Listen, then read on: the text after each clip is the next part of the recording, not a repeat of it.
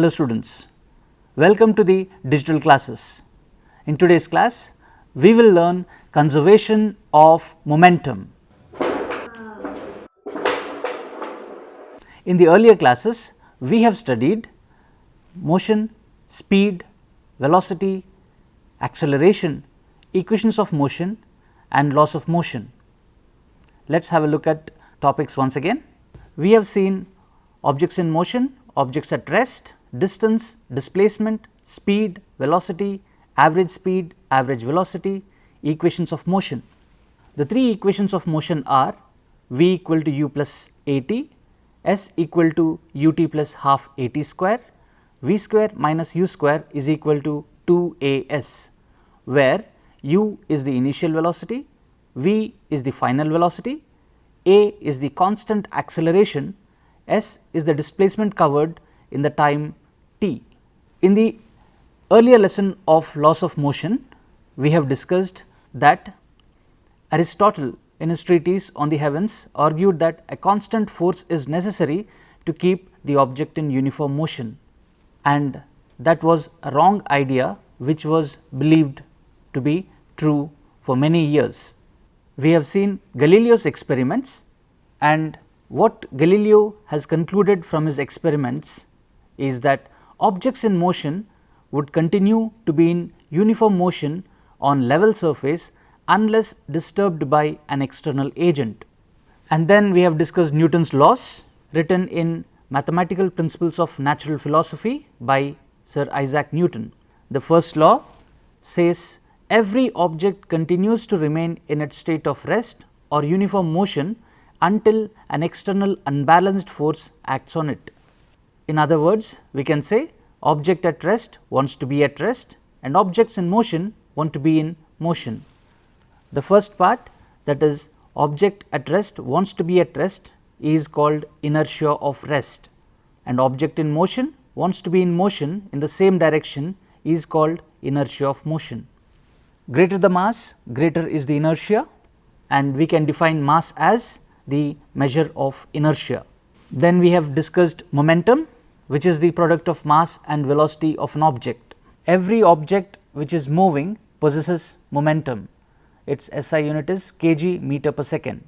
And then we have discussed Newton's second law, which says the rate of change in momentum of an object is directly proportional to the external unbalanced force and is in the direction of the force. In other words, Newton's second law can be stated as the vector sum of forces acting on an object is equal to mass multiplied by the acceleration, F is equal to ma. And from Newton's second law we can understand that greater is the mass, lesser is the acceleration, and lesser is the mass, greater will be the acceleration for the same force applied. Here is a video which demonstrates that greater the mass, lesser is the acceleration. And finally, Newton's third law, which says every action has equal and opposite reaction. Here action and reaction mean forces. We have seen in the case of a balloon, where balloon pushes the air outside and the air pushes the balloon forward. We have seen this in case of a toy car. Similarly, rocket works on the principle of Newton's third law. Rocket pushes the exhaust gases outside, the gases push the rocket forward. In today's class, we will discuss free body diagrams, impulse, conservation of linear momentum and related numericals. Children, from Newton's third law, we have learned that every action has equal and opposite reaction. Children, let us see normal reaction in this example. Here we have an object on a table, its weight, that is the gravitational force, acts downwards. The surface will exert equal and opposite force on the object, that is upwards. This force is called normal reaction. Children, let us learn how to draw a free body diagram. A free body diagram is a diagram which shows all the forces acting on the object. Here is an example which is taken from the textbook. On this object, there are several forces acting on the object. Let us consider the forces acting on the object separately. The external force F which is given by blue arrow, is acting on the object. This is the external force. Its weight is acting downwards, which is given by the purple arrow. This is the weight acting downwards, the weight is gravitational force. Then we have normal reaction acting on the object from the surface upwards. This normal reaction can be drawn anywhere on the object, but the direction should be upwards. Next, there is frictional force. Because we have applied external force, the object tends to move towards right, and then there is friction between the object and the surface, which acts exactly in the direction opposite to its motion. So, when we draw all these forces acting on the object, we call this as a free body diagram. Children, I would like to introduce something called as internal force. We all may sit in a bus or auto or any vehicle and push the vehicle forward. Do you think the vehicle moves? No. Why? It is because when we are inside the bus and we apply a force, that force is internal force, and every internal force has equal and opposite force from Newton's third law, and hence the bus does not move. Children, let us consider another example where there are more than one force acting on the object. Here is mass m, there are two external forces, one is F1, another one is F2, both are acting in the opposite directions. Apart from these two external forces, the two more forces which are acting on the object are, one is weight and the other one is normal reaction. Because normal reaction and weight are equal and opposite, we can ignore them. Now, we have two forces acting on the object in the opposite direction. If F2 is greater than F1, then the object moves in the direction of F2. The net unbalanced force is given by F2 minus F1. In case F1 is greater than F2, then the object tends to move in the direction of F1. The net unbalanced force is given by F1 minus F2. The external unbalanced force is F. So, whenever there is an external unbalanced force on an object, that produces an acceleration. So, F is equal to ma. This is from Newton's second law. The acceleration on the object is found from the equation F is equal to ma. So, acceleration is equal to F by m. Now, let us solve some numericals on this equation F equal to ma. Here is an object whose mass is 5 kg and a force 20 Newton is acting on it. The weight and normal reaction are balanced and hence we need not consider them. Friction is not mentioned in the question, so we need not consider that too. So, to find out the acceleration, use the formula A is equal to F by m. Substituting the values, acceleration is equal to 20 by 5, which is 4 meter per second square. Here is another question. A force of 20 Newton acts on the same object of mass 5 kg. Friction between the ground and object is 5 Newton. Find the acceleration. So, here an extra quantity, that is frictional force, is given. So, what we have to do is, to find out the acceleration, we should find out the net force, that is external force 20 Newton minus frictional force 5 Newton, which is 15 Newton. So, acceleration is equal to force by mass, which is equal to 15 by 5, 3 meter per second square. Children, let us make this question a little more complicated by asking a few more quantities. So, in the same question, we should find out the velocity after 8 seconds. Now, we know that net force, which is unbalanced force, that is 15 Newton. From that we can find out the acceleration, that is 3 meter per second square. Let us find out the final velocity. The object was at rest in the beginning when the force was applied. So, initial velocity u equal to 0 and acceleration produced by the force is 3 meter per second square. Using the equation of motion v equal to u plus a t, v is equal to 0 plus 3 times 8, substituting the values, we get v equal to 24 meter per second. Children, let us find out the distance covered by the object in these 8 seconds. we found acceleration which is 3 meter per second square, we found velocity to be 24 meter per second at the end of 8 seconds. To find out the distance, we use the formula s is equal to ut plus half at square. U, which is initial velocity, which is 0. So, distance is equal to 0 into 8 plus 3 times 8 square divided by 2, which comes out to be 96 meter. Children, let us consider when a force is acting on more than one object. Here we have two objects whose masses are 3 kg and 2 kg. These two are connected by a rope, and when a force of 10 Newton is applied on 3 kg towards left, so there will be a tension which is developed in the rope, and due to that tension there will be a force on the mass 2 kg. In the rope, a tension T is created. The force 10 Newton acts on 3 kg and 2 kg. Here the force is acting on the total of 5 kg. The total mass of the system is 3 kg plus 2 kg, which is 5 kg. The acceleration produced is force by m, which is 10 by 5, which is equal to 2 meter per second square. The tension in the rope produces an acceleration of 2 meter per second square. So, the tension must be equal to mass multiplied by acceleration, that is F equal to ma. Using that formula, we get mass which is 2 and acceleration which is also 2. So, 2 times 2 gives you 4 Newton. So, the tension in the rope is 4 Newton. Now, let us consider what happens when force acts on a moving object. When force acts on moving objects, in case the direction of force is same as the direction of its velocity, then the velocity increases.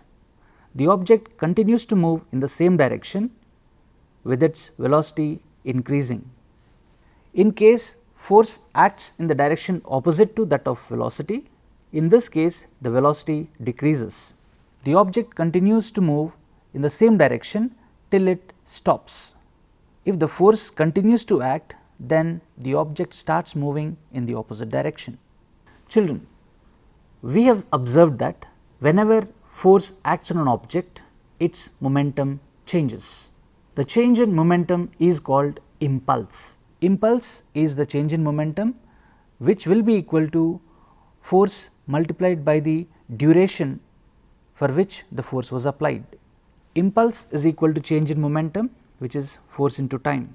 In any situation where the impulse is constant, the force of impact will be inversely proportional to the time taken.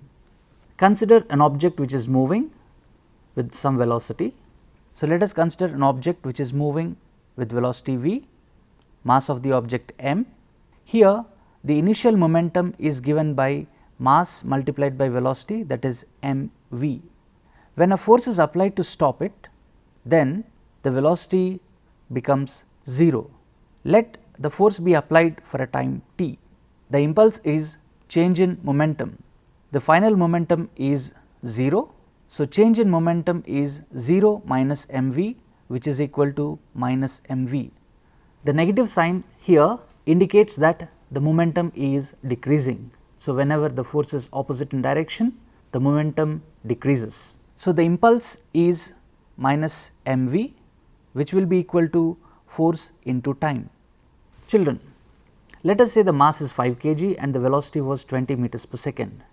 Let us see in different cases how the time and force will be.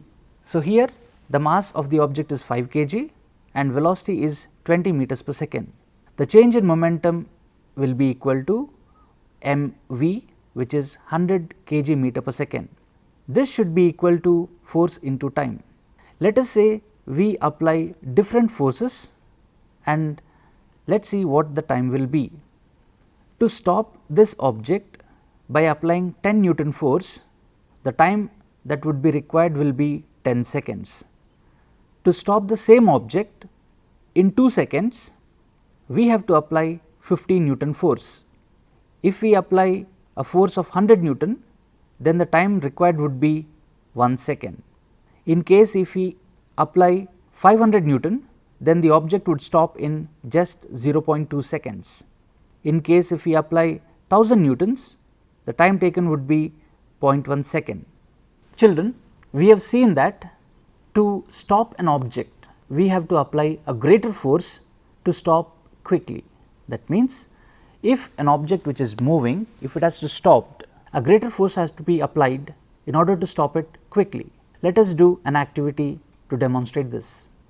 Children, we have an egg here and a sponge.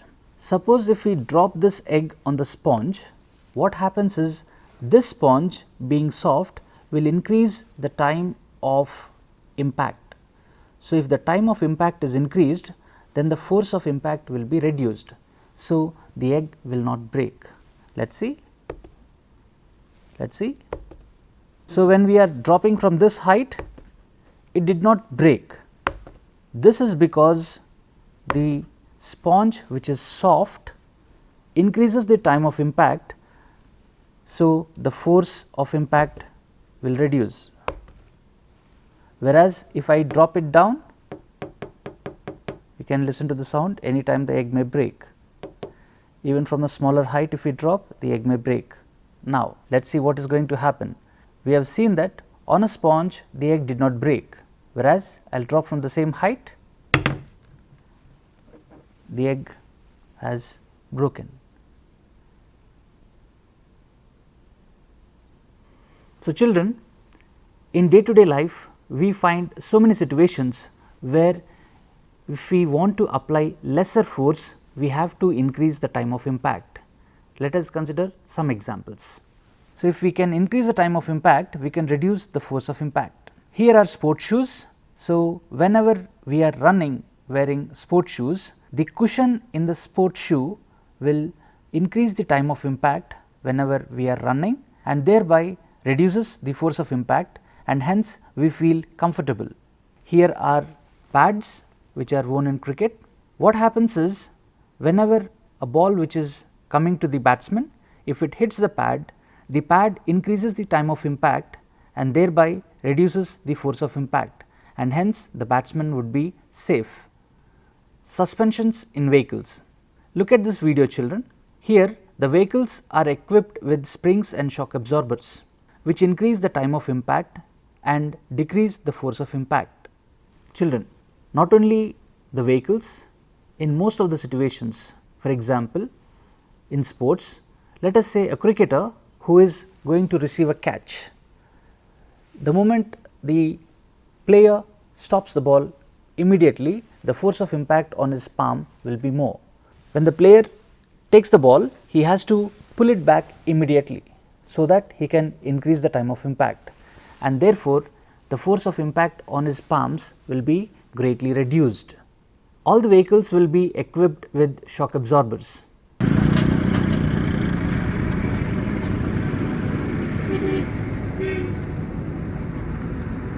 Let us see in this video how the ride or the drive will be comfortable with these shock absorbers.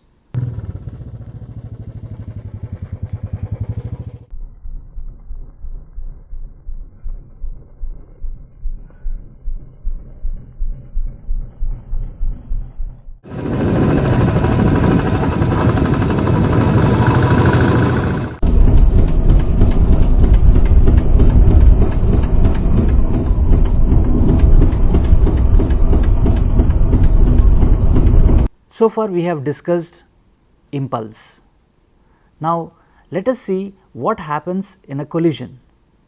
To understand what happens in a collision, I would like to introduce Newton's cradle. This is a Newton's cradle. Here are some bobs which are made of steel, which will be heavy. If you displace one ball and release it, that hits, and the last bob will be displaced. Children, I would like to demonstrate an activity which resembles Newton's cradle. Children, here is a setup. We have two pipes to guide the marbles, and I have used marbles here. Now, let us see what happens. I displace one marble, and then this is going to collide with the first, and the last marble comes out. Let us see once again. if one marble comes out, if one marble collides, then only one marble comes out. Children, here we have set of marbles which are guided by these two pipes. I displace one marble and I push it towards the group of marbles. Let us see what is going to happen. Only the last one has come out. Yeah. Once again.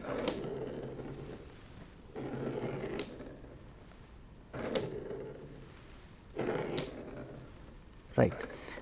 Children, now this time we would repeat the same activity, but we increase the number of marbles. So, we displace 2 marbles at a time and then see what is going to happen. Here we are pushing 2 marbles. So, 2 marbles should come out.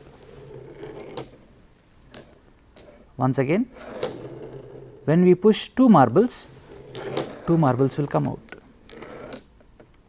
Now, we will try with 3 marbles. Let us see, 3 marbles are going to come out. I am going to push 3 marbles are going to come out. Once again. Now, let us see what will happen if we push 4 marbles. So, 4 marbles are going to come out. Let us try with 4. Let us try with 5. If 5 marbles hit, count 1, 2, 3, 4, 5, there are only 4 marbles here, 5 marbles here, 5 will go and collide with these 4. Let us see how many marbles are going to come out. 5 have come out.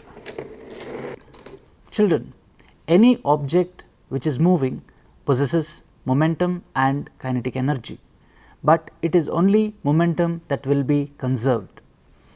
Watch it. When this object is moving, it is going to collide with these objects, the first one, and then the momentum is transferred from there to the next and then to the last one. This momentum will be carried by this object and it moves. Let us see. Yeah. Once again.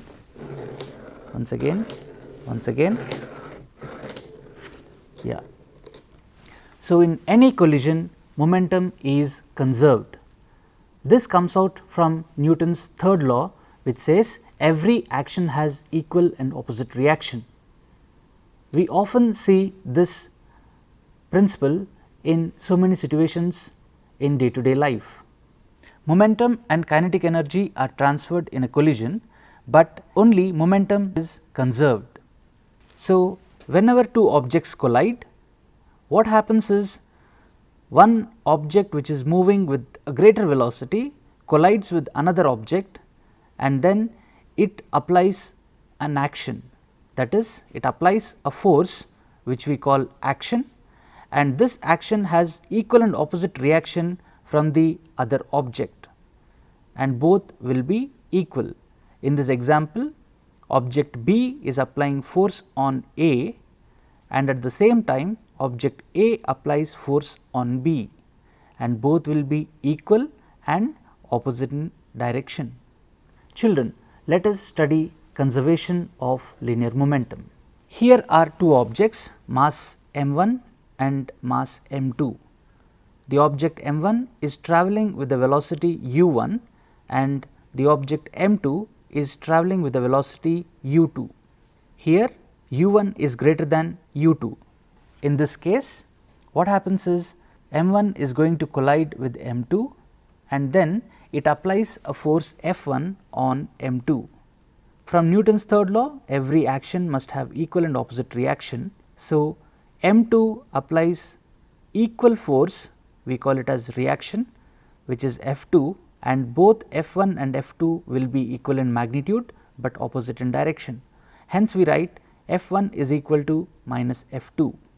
After the collision, they move with different velocities. Let us say mass m1 moves with velocity v1 and mass m2 moves with velocity v2. The momentum before collision for marble 1 and marble 2 are m1 u1 for the first object and m2 u2 for the second marble. After the collision, the momentum will change. The momentum of the first marble will be m1 v1 and momentum of the second marble will be m2 v2. The change in momentum for both the marbles is given by the first marble. Change in momentum for first marble is m1 v1 minus m1 u1. For the second marble, change in momentum is m2 v2 minus m2 u2. The rate of change in momentum is given by m1 v1 minus m1 u1 by time t for the first marble and m2 v2 minus m2 u2 by t for the second marble. And these momentums have changed because of the action and reaction forces, which are F1 and F2. Because F1 is equal to minus F2, we can equate them. So, m1 v1 minus m1 u1 by t should be equal to minus of m2 v2 minus m2 u2 by t. Solving this, we get m1 u1 plus m2 u2 equal to m1 v1 plus m2 v2. So, conservation of linear momentum says the total momentum before collision is equal to total momentum after the collision. Here the condition is external force should be 0, that is, there should not be any external force acting on these two particles. So, m1 u1 plus m2 u2 should be equal to m1 v1 plus m2 v2. Children, let us revise. Newton's first law, which says every object continues to remain in the state of rest or uniform motion until an external unbalanced force acts on it. Newton's second law, which says the rate of change in momentum of an object is directly proportional to the external unbalanced force acting on it, and it is in the direction of the force. Newton's third law says every action has equal and opposite reaction. We have discussed normal reaction, which will be equal to the weight of the object on a horizontal surface. We have seen free body diagrams. We have seen how to represent a free body diagram when many forces are acting on the object. We have discussed internal force and we have seen that the sum of all internal forces is 0. We have discussed the equation F equal to ma. Whenever force is acting on an object of mass m, there will be an acceleration which can be found out from the equation F equal to ma, or acceleration is equal to force by mass. We have discussed impulse, which is change in momentum, which is equal to force into time, and we have seen that the force of impact is inversely proportional to time of impact. If we can increase the time of impact, we can reduce the force of impact. We have discussed conservation of linear momentum, which says m1 u1 plus m2 u2 is equal to m1 v1 plus m2 v2. Children, we have come to the conclusion of the unit laws of motion. We have understood the laws which govern the motion of the objects. What I want you to do is observe the motion of various objects which you encounter and try to reason and explain and describe the motion of those objects. We will meet in another class with more interesting concepts of physics. Thank you.